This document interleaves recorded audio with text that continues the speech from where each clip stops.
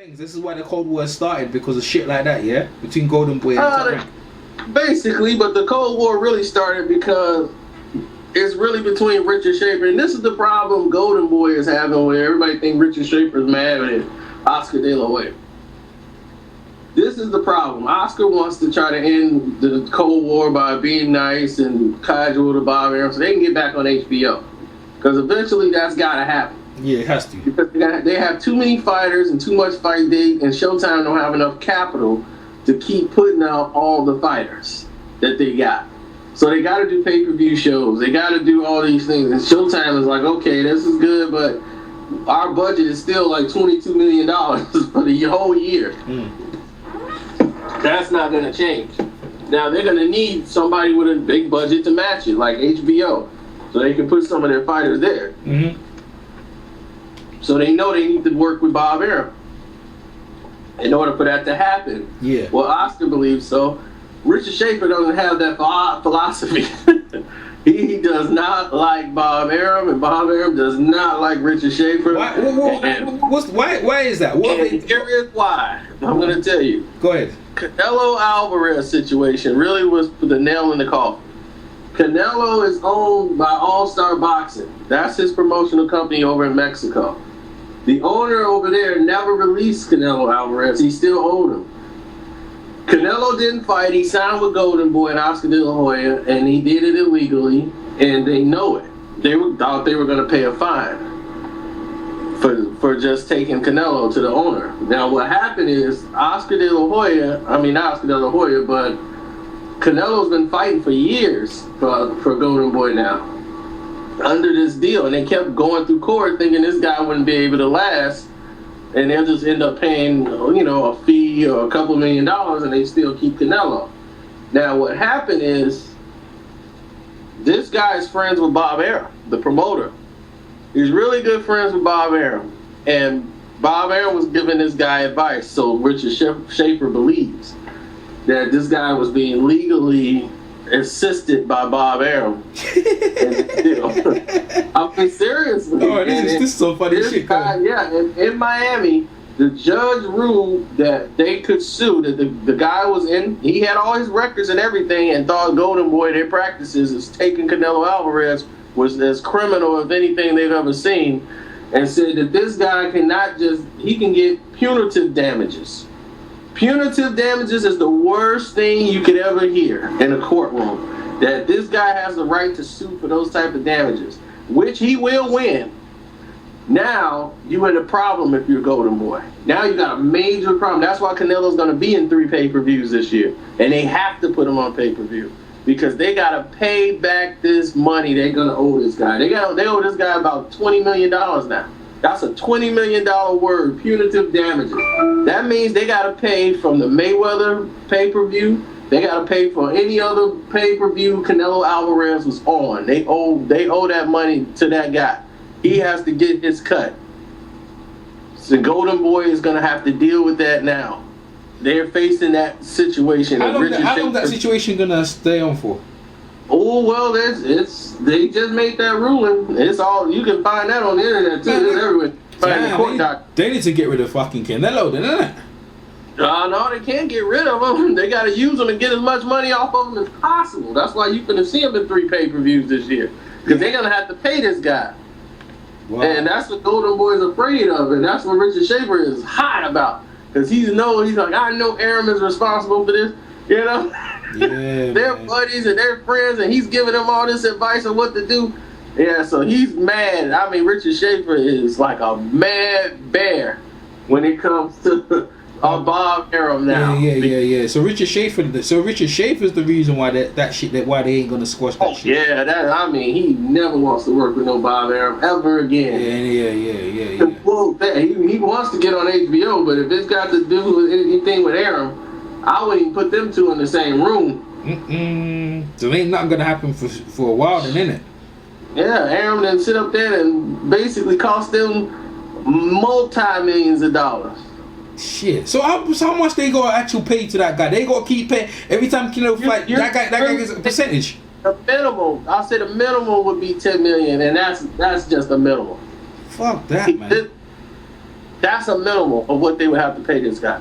It's $10 million. That's a minimal. We're looking at probably 15, 20 million. Better than the bankrupt Golden Boy, man. You're looking at what the fights are making and what Golden Boy's actually making. Mm-hmm. See, that's what people think, like Golden Boy is banking on his money. Golden Boy is partially owned by AIG. Who's that? The entertainment company that insured Michael Jackson and all them. They're big in the UK. Okay. They, protected and provide a laws of money. Their company's based over here? Yeah. Shit. AIG is the big. They own like the Barclays Center. Oh yeah, I know, because Barclays Bank, innit? Obviously, from England. Yeah, they're the big cheese around there. They're multi-billionaire dollar corporation. They own a piece of Golden Boy Promotions. Now, if Golden Boy Promotions don't fulfill their obligation with them, or they don't see the value in it, then they will sell their shares or dump it. But they own almost half of Golden Boy Promotions. Where did Oscar sell it to them? They own the Staples. They got all of these little. Oh, that's why Oscar was having fights in the Staples, and they were having fights in the Staples for a while over there. Exactly, man. I mean, they own it. Shit. So that's why they get these venues done. But hey, they work with Top Rank now too, so it doesn't matter. They're gonna go wherever the money is, but they own a part of Golden Boy Promotion. When did Golden Boy sell it to? When did they sell their shares to that guy? Oh man, AG, man, I don't know. This is some years ago. Why did Shane? Shane used to own shares, innit? Shane used to own shares, and so did he never owned shares. No, him and Bernard, they're not equity owners at all. Bernard hasn't got no shares in Golden Boy. No, not one. So I don't understand what's going on. What's their relationship? I don't understand that. What he is they use him for facilitation of fighters. Like Bernard find a lot of fighters from Philly. He signs them. He's basically an athletic representation. An agent. You talking about an agent? Yeah, like a boss? Like an agent. He gets a piece. Like Danny Garcia is his fighter. Danny Garcia is Hopkins' fighter. Yeah. He gets a percentage of Danny's purse. Yeah. And Al Heyman gets a slice, and Golden Boy gets a slice as well. Yeah, that's his fighter. I mean, he brought Danny Garcia into the game. He brought what's his name, Julian J. Rock Williams. He brought a lot of fighters from Philadelphia into the fight game over there, and that's how they want to get the urban market in there. That's why they use Shane Mosley and Bernard Hopkins to try to help build up their urban market. Oh. Because they only knew about the Hispanics, and putting the Mexican fighters together, so they mixing Mexican with the urban market, and that's how you make big pay-per-view events, is building both market brands. And on the East Coast, Bernard Hopkins is like a god over there. Yeah. So you keep Bernard on the staff, you keep giving him money, but he's not an equity owner. He gets no equity into the company. Shit. But like when Shane Mosley was there, Shane brought in Robert Guerrero. He brought in because he's from Florida. Who else did he bring in? Yeah, he brought in Amir Khan. He brought in... Shane brought in Amir Khan? Yeah, Shane Mosley the one that brought Amir Khan to go. Is he still getting percentages from Amir Khan? I doubt it. Not at this point. The Shane was... Go on. Yeah, he severed ties with the company. They gave him a little payout, and that was the most stupidest thing he ever did, though, ain't it, Shane? Right? Because he took that money with Manny Pacquiao. He cut ties with Golden Boy to have that fight with Manny Pacquiao. And to get the money with Manny Pacquiao, but it worked out in the end for Shane, because Shane was able to come back and fight for Golden Boy. But he don't need to. What I'm saying is, before he needs to go in the ring, he could just sit back and be the agent and just get a little money here and there. And Shane was going through a divorce. See, it was a lot of things happened for him. Yeah, you true that. And his divorce, actually, he got a very good divorce. I mean, his wife took his belts, but his wife took it. Okay, so this is some good shit. So in the divorce, what does she take and what does Shane keep? Well, Shane kept, I think he kept the house and a Hummer. That was about it. And no, he was able to keep any fight like that he had after the divorce was final, like the Mayweather fight, and the Pacquiao fight, and the Pacquiao fight. He was able to keep that money, and she don't get any of that money. She gets the money that was beforehand, and she got undisclosed amount of money. She got the house, the cars and everything else. She got her own house, so she didn't need all that. And he still got to pay alimony, but she took his world titles. What do you mean his world titles? The welterweight and the lightweight, and she got his belts. 154. Yep, she took all Shane belts. What the frick is that? What's she gonna do with the belts? She don't need the belts. She said she gonna give them to his kids. Like when they get older, they might want the belts. But she ain't stupid. That guy's stupid. Y'all stupid. Yo, I'm serious, man. Yo, Dick. Married out there. Huh? All the fighters that's married out there, I'm gonna tell you, you can take your wife's belts. Your wife can take your belts. So even Brad, so it's talking about this situation that could happen to Bradley because you know what I mean. It happened to Margarito, similar. Like it happens then. Like Bradley shit can get fucked up as well then. Now he's made his wife his manager. Like these fighters, I don't understand why they make their. Well, that's why Shane's wife was his manager. Yeah, I know. Yeah, but man, I mean, sometimes you want your manager to be somebody you trust more than anybody, because you're in a business where everybody's taking, and you're not really hearing what they're doing for you, but you're hearing what they can do to make themselves money. Yeah. And they're telling you all this stuff for you, and they're feeding you all this stuff, so you know it's BS. A lot of it. So you're like, okay, well, how much I'm getting out of this BS? Because that's the only thing you're thinking about, but you like, I know I'm getting screwed. I just want to make sure I'm getting something for getting screwed. And that's how the fighter mentality is. Like he knows like the majority of what you're pitching him is BS. He just wants to get to the particulars. And if it's about some money, then okay, all right, well then yeah, I could do that. But a lot of these guys have 3 and 4 managers. They have a guy acting as manager. They don't really have any plans in place, and that is like 80% of the fighters. And then they have some that have this, and then the fighter will go make his own deal. Somebody talked to the fighter directly, and he was like, yeah, man, they want to do this. All right, cool. And he'd be in violation of about 3-4 different contracts he already got signed. I've already seen that.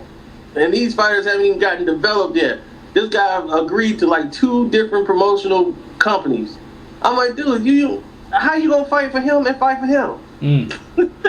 He was, man, my manager gonna sort all that out. So tell me something. Go with the one. I'm like, dude, you can't sign. You might void the other fight contract. Did you even read it? Yeah. This is some messed up stuff. And let's get into the nitty gritty because we're going that way now. We just start with the financial aspect. Let's talk about the drugs, fighters and drugs. Let's talk about Parnell. So what's your inside scoop on what happened with Parnell and the situation with his moms? I don't know anything about it from much what I read on the internet. Okay. I mean, I know in the past he's had substance abuse, and that came from fame and being on top and just having access to it at the time, and he just fell victim to it. It basically ruined his career for a while, and he got off of it and tried to regain back what he had lost, and people thought that's why he thought he was done when he fought Oscar De La Hoya, because they were like, okay, he's done, he's washed up, he's off drugs, and he's not the same for now. Before then, the fight before the Oscar fight, he looked terrible. And he had to score a knockout in the last round to win the fight. And people didn't remember that. They was like, man, Oscar's gonna kill this guy. Then when the fight happened, it was like, Oscar don't belong in the ring with this guy. Purnell was just one of those guys, man. He needed a big stage to showcase his skill, but as far as him and his parents, I think it was tax reasons, he bought them that house. But at this point in his career, for tax reasons, he needed the money. They were gonna lose the house anyway, and that's what he's like, I might as well sell it now than let the bank come take it. Yeah. So that's from what I was reading, that was what I picked up from it, and I was like, oh, okay. But if you read the headlines, it looked like he just threw his mama out in the streets. Yeah, I don't think he would do that. I don't think he would done that. No. It wasn't that. He told them, and he been telling them for a while, like, I'm gonna have to sell this place because I need he needed the revenue. Yeah, to pay the taxes. Yeah. So I understood that. Yeah. I mean, I understood what the situation was. His finances is definitely not what it used to be, and this is a $700,000 house.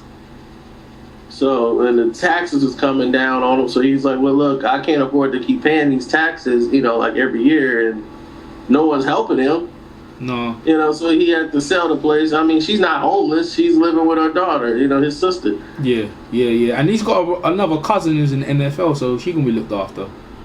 Right? Yeah, I mean, he definitely looked after her when he was on top. She had that nice plush house, things happen. Yeah. So let's talk about the fighters getting this substance abuse. Why a lot of these fighters, after they finish their career, they go on, they start picking up. I think with Parnell, I don't think he got enough respect. He started to get into drugs, and it happens on loads of these fighters. Like Joe Calzaghe, he was snorting. Ricky Hatton still having problems with drugs and things, and there's loads of the fighters, like, they're getting into drugs and alcohol. Why is that? Why do you think, like, you talk to fighters, what happens? Why they going that way? Depression. What depression of what though? You the champ, man. You be the champ of the world. It doesn't matter. You're not the champ anymore.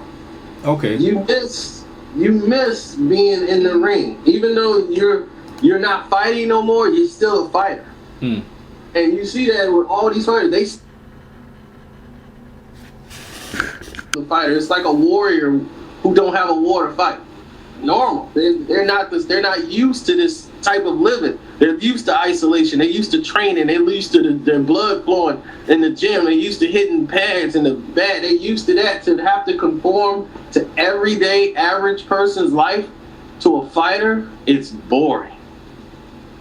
It kills them to be the normal, and we got to walk them to school and this and that, and they need to be around the boxing. They gotta feel it. And once they out of it, they feel like, I can't be around it, or I'm gonna get back in the ring and I'm gonna be boxing. So they stay out of it, and then they go through a period of depression. So they try to feel a high with other needs like drugs and everything else, and alcoholism. A lot of gain a lot of weight quick. They lose their discipline because they're not doing the same things they used to do when they were fighting, and they don't know how to balance it. Like, their consumption of food they're used to eating at one time at one setting where they eat as much as they can because they're used to putting on weight. So when they do it on a regular basis, it's the same way. They don't eat all day, and they eat one time, bam, bam, bam, bam. They eat massively because they're not used to portionalizing what they used to eat because they were used to not eating. They used to training and working all the time. So they blow up real fast. And you're like, man, dude, he gained like 30 pounds. Like, this guy is like quick. Fighters do that when they retire quick. Because everything changes for them. Damn, man. But the depression sets in, man, and they don't have anything to keep them active to do something. Drugs will follow right behind it because you're hanging out with your crowd. You're in the club. You got time to go to the clubs now and hang out at parties with these guys. You're not training. You're not getting ready for a fight. So now you got all this money. You can do anything in the world. Now it's nothing to do. So you got to have something to keep you active, keep you moving. Go to the club. They're partying. There's drugs. There's girls. It's just a fast pace to try to keep up with the lifestyle you lost. And it's a destructional path because once you're on the roller coaster, they try to stay on it. Because they feel like, if I get off this, I'm going to go be back boxing or something, and I can't deal with the regular life. And that's why most fighters go through a divorce once they be at home now, and you see that a lot. There be drugs, it's a divorce. I'm with this girl. Same thing with Joe Calzaghe. Yeah, Ricky Hatton as well, divorce. Yeah, his girlfriend kicked him out, man. Yeah, his girlfriend kicked him out. Joe Calzaghe, he been with this girl for I don't know how long. Yeah, he got rid of her, brought in some porno-looking chick with big lips. Yeah, he got another girl like immediately after he retired. It's like they go down a spiral and they can't deal with everyday life. Some fighters can deal with it and some can't. Like Floyd Mayweather, I don't know what he's gonna do when he retires. What's with all the girls, man? Like he got rid of Miss Jackson. I don't know what happened there, but he like Miss Jackson's gone. He got a whole heap of girls looking like her. Yeah, I mean, because see, the thing is with Floyd is if Floyd ever has to come to a situation where he's gonna have to curb his spending, I don't think he knows how. Yeah, like Michael Jackson. He's been a millionaire since he's been like 19 years old. Yeah. He still remembers what it was like to be poor, but to curb your spending when you've been spending the way he spends money, and I mean he's used to having a masseuse. He's used to getting his nails done. He's used to having a chef. He's used to having things prepared for him. Somebody's going to do something for Floyd. He's got a team of people that's going to keep his cars filled with gas. Floyd don't put gas. Floyd don't do oil changes. He just drives the car when he wants to. everybody gets on call. Floyd got to be there for Floyd. Once that's not there anymore, or you have to curb your spending and tone it down because he's spending like millions a month. There's people on staff getting $10,000 a month. And the thing is, when you got to curb your spending around, is some people can't do it. They just spend more than they have and they keep spending. And for Floyd, he's going to have other ventures, but his challenge is to keep himself unbored.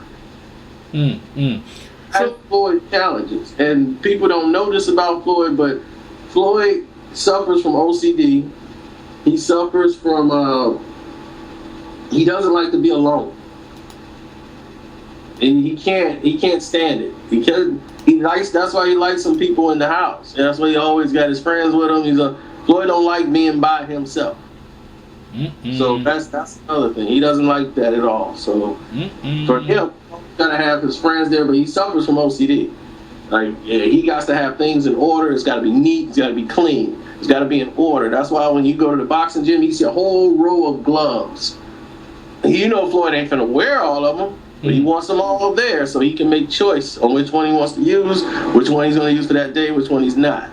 Everything's got to be in order. Shoes, trunks, he want them all laid out. There's no one outfit. We grabbing this and we grabbing this. He's got to have the selection. It's part of his process. Damn. So that's some hard adjustment when that shit, man, he could never lose them, boy. Shit, he ain't never going to lose them, boy. Because if he was to lose it, you know that shit goes away, man. That's what keeps him sharp. That's what keeps him on top. That's what keeps him on an even keel, is that he doesn't fall victim to the what plagues the rest of the world. Like he never had a drink. Floyd won't drink. He won't smoke weed. He won't smoke cigarettes. He loves the fact that he's healthy. He loves the fact that he trains and runs and out-train everybody else. I'm gonna tell you something that I think probably one person in the world knows besides me. Floyd Mayweather had a dream he lost before. Yeah? And yeah, he had a dream he lost the fight. And I think this was back in 99 or 98. He had a dream he had a fight and he lost. He woke up like just upset and mad and crying like, oh my God, I lost. How in the world did I lose this fight? And they was like, dude, you haven't fought yet. You're fighting, man. He got up and ran 7 miles. Damn. Right there. He just got up, put his gear on, and ran 7 miles out the door. Just ran 7 miles and came back.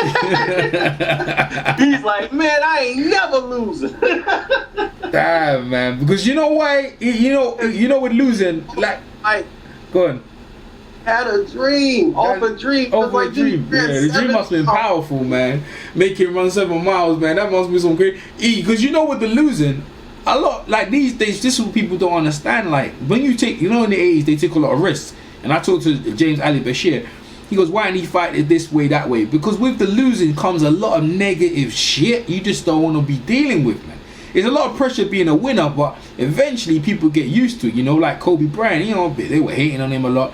Eventually people now he's older, they can ride his coattail. With Floyd, it's the same thing. You can't afford to lose, man. You know what I mean? No, I mean if Floyd lost, Ricky Hatton got the strength from the losing. It was more for Ricky. It was the more the Pacquiao fight was more devastated. Was more devastating to him because he knew it's a part of you when you lose a fight that you know that something went wrong, and I lost the fight because of that. That's harder to deal with than knowing like, hey, I did my best and I just got beat. That's easier to deal with than, man, I know I lost, man, and it's because I did this in camp. It didn't go well, and I knew it. I knew this. I should, man, and now my career ends off this. I knew Ricky was coming back. There was no way that was going to sit with him for the rest of his life because that would have eaten at him forever. But, I mean, he could deal with this last loss a little bit better because he knew he made a mistake in the ring that cost him. And this fight, he made a mistake in training camp, and he knew he wasn't going to have it in him to go the distance with Pacquiao. even though Pacquiao's speed and power was too much, Ricky was still landing shots on. Ricky would have had a much better fight had he stayed with his original trainer for Manny Pacquiao. Yeah. He did not need Floyd Mayweather Sr. coming in his camp for that type of fight. Yeah. He did. He needed his regular trainers. They would have had him ready to go. But he looked good against Paulie though, man. Yeah, I mean, but Paulie, that was a whole different thing. Paulie went into a fight, and that kind of style was going to wear him down. Plus, the trainer Paulie had at the time, Buddy McGirt, was the worst idea for him ever. Because Buddy had him fighting in a style that wasn't Paulie Malignaggi. Yeah. Paulie's a boxer. He's not a sit in the pocket trading with a guy type trainer. And he should have never worked with Buddy. And then Buddy ended up stopping the fight on him, and that was just not what he. Oh my God, he was. I knew Buddy was gone in. I was like, yeah, he's gonna fire Buddy. Because there's no way he would have wanted to get stopped by Ricky Hatton. And Ricky hurt him in like the third round. He underestimated Ricky's power to hurt him. Ricky hurt him in like the third round, second round, or third round. He almost dropped him. So Ricky was ferocious. But the thing with Ricky is he should have stayed with his original trainers. If he'd have stayed with them, he thought he needed to make a change. Because his first fight back after Floyd, he got hurt a lot in that fight in the UK. And a lot of people lost a lot of, like, oh man, Ricky's done after that fight. Oh yeah, against Juan Lozano. Yeah, Juan Lozano. Yeah, after the Lozano fight, everybody in the UK had their doubts about Ricky, and it was all throughout. Yeah, they did. Throughout the whole media and everything, and then the media there. That's why I love listening to them broadcast, because I was like, that was the most honest broadcast I've ever heard in my life. Yeah. And I said, dude, if you listen to this broadcast here, I'm like, I don't think if this was the United States, they would have been fired. They'd have been fired right there. They'd be like, do you know we're not supposed to be like objective? The star here is Ricky, and you're supposed to support him no matter what. We don't do that now. We don't do that. No, you don't, and I love it. And that's why I said, now this is what I'm talking about. I always want to ask Karceno one question. Good. Yeah. Why you don't like my man Ricky now? People think I don't like him, but the thing is, it's like, the only thing I said is he hasn't proven himself yet. He hadn't done anything at that point. I'm like, I've seen him drop, I've seen him hurt. I'm like, he's got to adjust to more of a pro style. And the fight with Joseph Obeko, watch how he fights in that fight. He doesn't fight like that in any other fight he's been in. That was a more pro style than I've ever seen in my life. And then the way they've been treating him is terrible. I've been the one up here defending him. Because Top Rank and everybody else, I'm like, hey, y'all got to protect this guy. And everybody's like, oh, well, everybody left during Rigondeaux's fight. I'm like, you got this guy fighting in Jersey. I'm like, you're going to put him somewhere. Put him in New York where the Dominicans are. Yeah. Put him in Miami. Yeah, in Spanish, yeah, that's right. To come out there and support him. New York or something, yeah. Now they finna put him in China. Man, what Dominican is in China? They're killing his base, man. You know what I mean? They got to put him in where he can build up his base. Man, he's the next guy next to Floyd. Watch Rigondeaux. I'm like, well, and then they act like his fight was boring. I'm like, it was Joseph Obeko. Yeah. Joseph Obeko said, I can't deal with this guy. I'm out. Yeah, he ain't never seen Joseph Obeko fight that way, man. He was scared to open up, man. He fought like Joshua Cotty against Pacquiao. Rigondeaux stayed in the pocket with him, traded with him, boxed him, came in there, pushed him. He was fought off the back foot. Everything. Yeah. He did everything. He stood in the pocket, slipped punches, and came back with counters. I said, man, now this is what I'm talking about. I'm watching in there like, now this is the guy I wanted to see fight Daniel. And if he'd have beat Daniel like this, I'd have been like, all right. Man, he beat Daniel, but he beat Daniel every round, but apart from Daniel knocking him down. Not really, not to me. He did a lot of rounds he gave away because he ran a lot of the rounds. I'm like, this dude is running in the circle. What is he doing? I'm like, he's not even boxing. I'm like, he's just throwing his arm out as a rangefinder, then he moving. He's not even, I'm like, this is not the amateurs. You're not going to win around like this. On the scorecards, I had it the same on the scorecard. I had it the same way. The same scorecard I had was the same one I had. I had him winning by like 1-2 rounds. He won 11th and the 12th, and that pulled the fight out. In one scorecard, what was it? 5 rounds they had him? one round, I think they had like 5 rounds. Yeah, that's the scorecard I had, man. That's the score I had. Yeah, that was somebody who thought Rigondeaux was doing a lot. And then in another round, they had it the same way I had it. Yeah, well, you know. But you know, but and if it wasn't for the 12th round, it would have been a draw. Yeah. On the other cards. Yeah. So he really needed to win those rounds. Yeah. Speaking of Daenerys, I think he gonna be in trouble his next fight. I really do. About that, because I mean, his mind state is elsewhere right now. Yeah. I talked to Nonito in a while. I tried calling him, and I talked to Rachel for a minute, but you know, like Nonito, he's not really, his mind state ain't really been in boxing. Nah, he ain't in the house no more, man. He out taking. I don't blame him though, man, because like, to be honest with you, it's a brutal sport, man. You know, that loss against Rigondeaux. And even with Garcia, they didn't even train properly for that fight. I mean, but he's got a Hall of Fame record right now. He could be in the Hall of Fame right now. Like, I give him big props fighting Bruce with Pacheco. You know, that is a, you know, I looked at him. I was taking a little Kris and Rigondeaux, but man, not Donaire, but Donaire, man, he got a Hall of Fame record right now, man. The lower weights, he holding that lower weights up, man, real. Because that fight exactly. he's giving that African boy a shot, man. You know what I mean? Exactly. That's what people don't realize with Donaire. He's fighting the fights that people wanted to see. Yeah. I'm like, dude, you fighting these guys? They were like, but who is this guy? Who is this guy? I'm like, but these are the fighters that's supposed to get fights. Yeah. I mean, he fought Montebulo. I'm like, Montebulo, nobody was fighting him because he was dangerously tall for the weight class, and he was a risk to take that fight. Nobody was fighting him over there. They was like, nah, nobody wanted to get in the ring with him. They was like, it's too much of a risk. I'm like, he fought Nishioka. Nishioka was on top of that division for years. Yeah, the guy from Japan. Yeah, he was.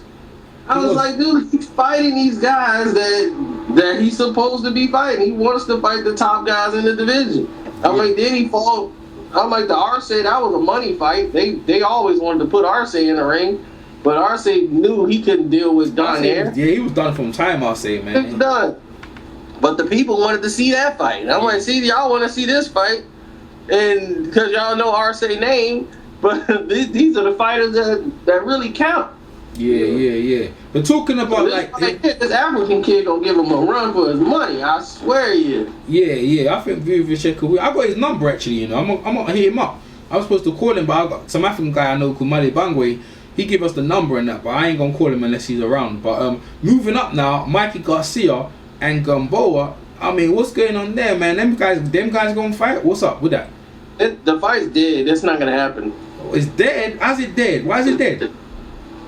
It's dead because not Golden Boy, but 50 Cent, his SMS promotions, they're not budging off the money that they're asking for Rigondeaux. For Gamboa. Gamboa's pricing himself out of the fight. They won't discuss how much he is. They just saying it's ridiculous. Mikey Garcia's not even getting that much. He wants like parity with Mikey Garcia.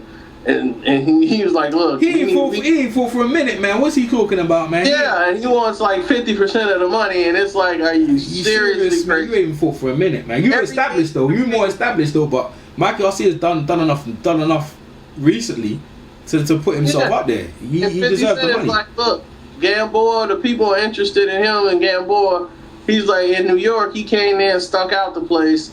So we're going off with his last performance, and he's like, he stunk up the place, and Gamboa's name is just as big as Mikey Garcia, and we ain't gonna be underbidded in this. And Bob Arell's like, well, did Gamboa get dropped too? His last fight was he got dropped. Yeah, but he's looking at name recognition. 50 Cent. 50 believes that he's still popular and relevant, and that's why all the media was there. He's like, we did more interviews than Mikey Garcia. So what? On the internet, he's like, on the internet after his fight in New York, we did more interviews than Mikey Garcia. He's like, because everybody care about Gamboa. He's like, they only interested in Mikey Garcia because of Gamboa. Yeah. He's like, he got no presence on social media, nothing. He's like, Gamboa crushes him, and everybody know it. Yeah. He's like, they're afraid. He hurts his fighters. What is Andre Dirrell doing? I mean, these are the guys that shouldn't have been signed in the first place. Andre Dirrell, I do not like Andre Dirrell at all. He has been a crybaby since the Olympics. Yes, sir. And he always cries, and I'm like, he's gonna keep crying. Mm-hmm. I said he faked that knockout with what's his name? Abraham. He sold it as much as he could. He faked. I'm like, he faked it. He knew what he did. Like, he's trying to get a point taken away. He thought it was like, well, why was he acting like he was surprised? I'm like, because he thought he got counted out. That's why he didn't know. They was trying to tell him, you won. No, you won. Like, they disqualified him. You won. He thought he lost because he thought the referee, just because he called a fight off, that he counted him out. So that's why he was reacting that way. They was like, no, he was still knocked out. That's why he didn't know. No, he didn't know because he didn't hear the decision. He was trying to get points taken away off Abraham because he needed a break because Abraham just dropped him in the round before and they called it a slip. That's how I knew the fix was in. I said, oh yeah, it's a fix. That's a punch and the man went down. Then he's hurt when he get up and he's trying to finish him. Abraham was going in for the finish. Yeah. And he knew he was about to fight Andre Dirrell. Yeah, then him and Andre Ward, that's when I lost respect for Andre Ward. They went in there and tried to negotiate a new deal for him fighting Andre Ward. I said, what? And then they were like, well, if we don't get this deal, we're going to pull out of the Super 6. Then Ken Hershman said, well, if y'all do that, I think y'all better look at y'all contracts. And they looked at the contract like, man, they going to sue the hell out of us if we do that. Because we know we should be getting way more money for this fight. It's too early for this fight. We're going to make a ton of money. And he was like, man, people going to want to see Andre Ward versus Andre Dirrell. That's going to be mega. For us to do it for this little bit of money. And then they was like, man, we can't get out of the fight. So he's like, all right, we're going to honor the fight. And Ward was like, okay, fine. You know, we got a contract. We got to honor it. Fine. And next thing you know, Dirrell gets out of the thing talking about, oh, this doctor said my mind, my brain thing, because I was knocked down, so I'm out. They found a doctor to play ball and get him out of the Super 6. And I've never respected them since then. I said that was the most. Ward was going to do the fight anyway. He agreed, like, look, we can get more money, fine, but we got to fight. And that's it. But Dirrell, no way.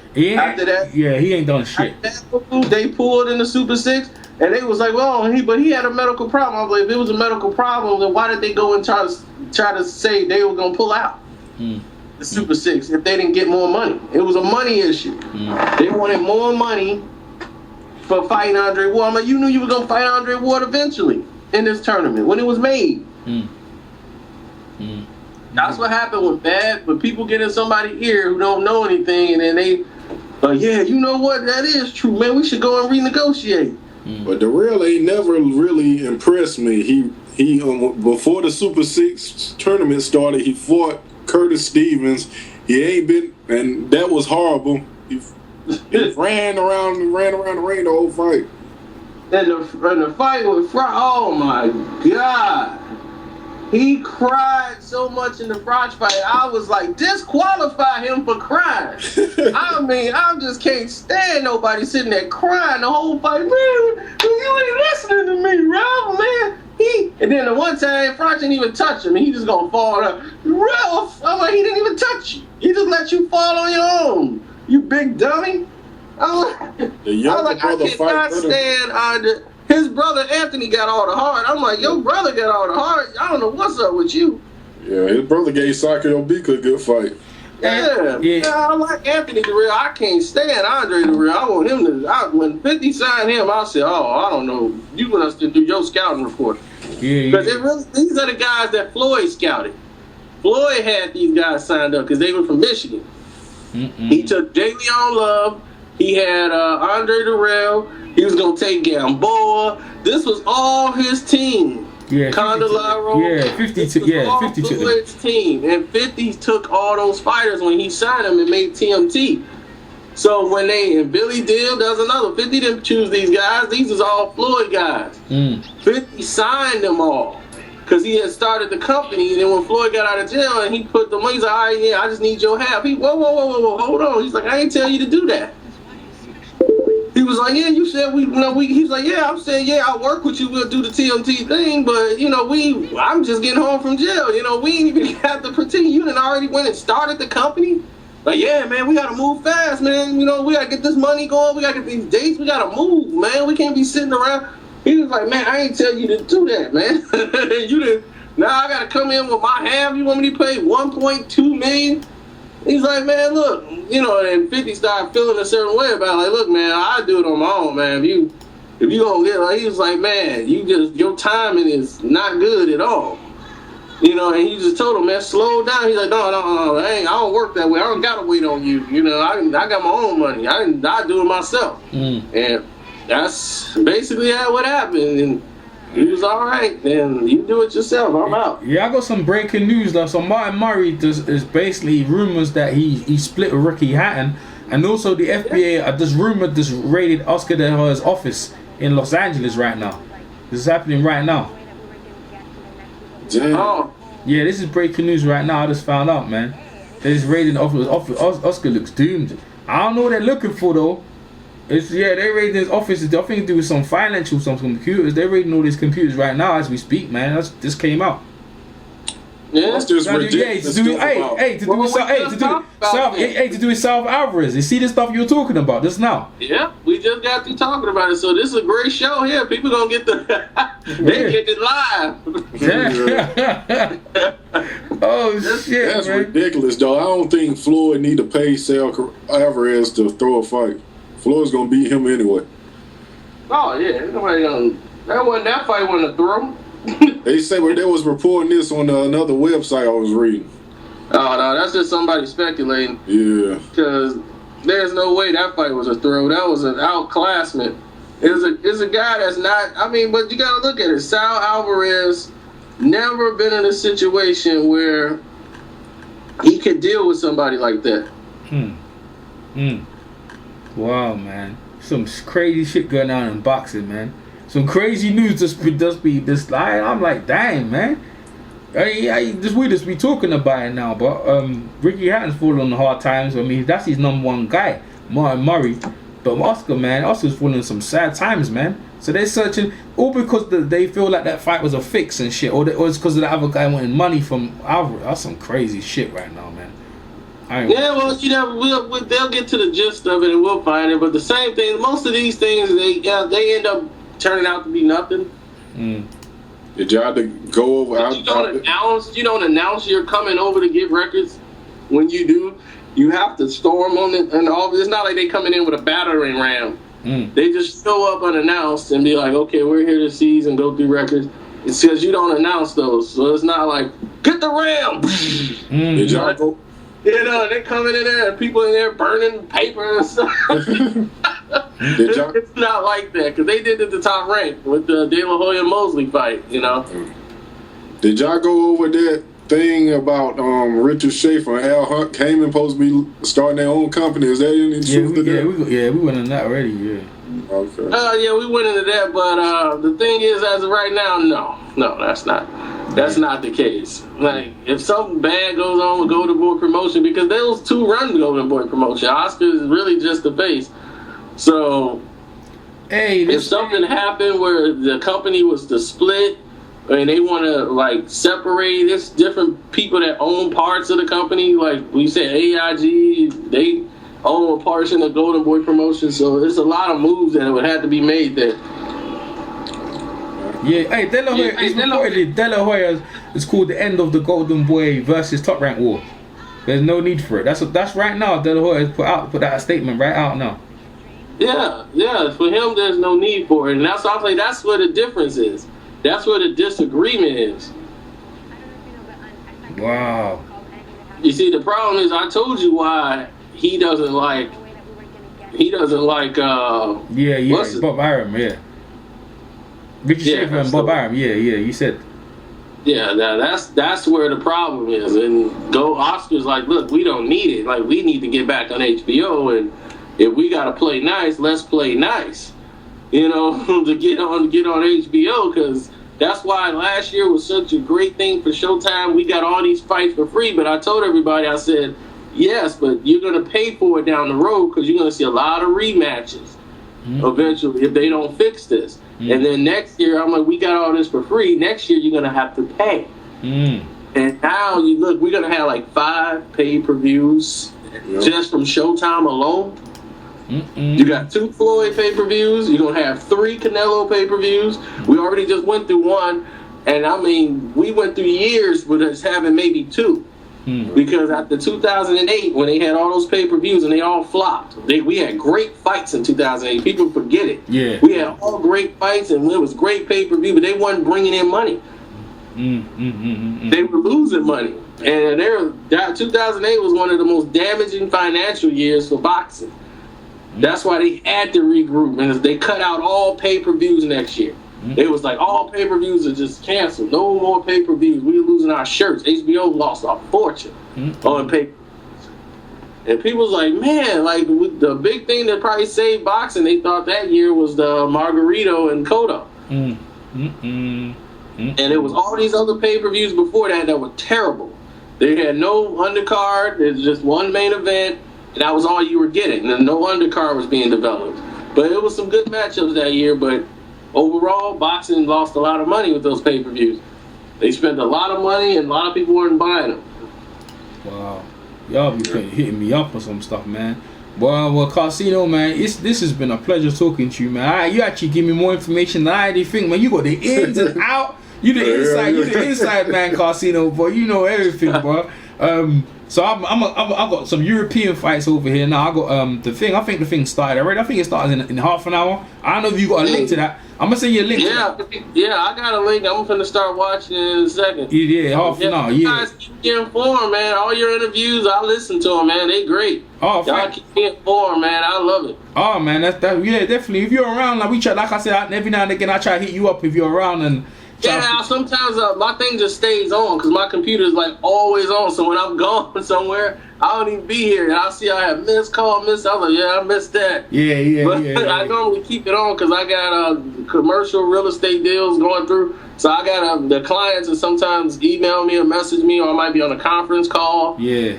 So yeah, I got it. I'm like, Skype has definitely came in there. Yeah. AIG, man, that's the team. I mean, that's the company, the American International Group that really owns Golden Boy. So damn, give us some information, man. I'm gonna sit back and listen to this, man. This has been the inside. I don't know how I'm gonna tie this though, but I'm gonna think of a good name because people need to be listening to this. Man, we will be joined to a 2-hour extravaganza of information by Karceno, man. Karceno, Karceno, your website again? I mean, everyone knows it. Boxingsocialist.com. Yeah. I'm at Karceno on Twitter. Karceno on Facebook. I think I'm Karceno everywhere. So yeah, Karceno for life, for real, man. Like you got the inside, man. Yeah, man. We appreciate you, Karceno, giving us a talk, man. I'm trying to hit you up for years. But finally go over with a good conversation with you. Next time, I don't know what happened with Beats. He would have been here. It would be good to, catch up on that. But yeah, man, we enjoyed the fights and we're going to catch up with Karceno later on, man. You guys. All right, let's go, Kell Brook.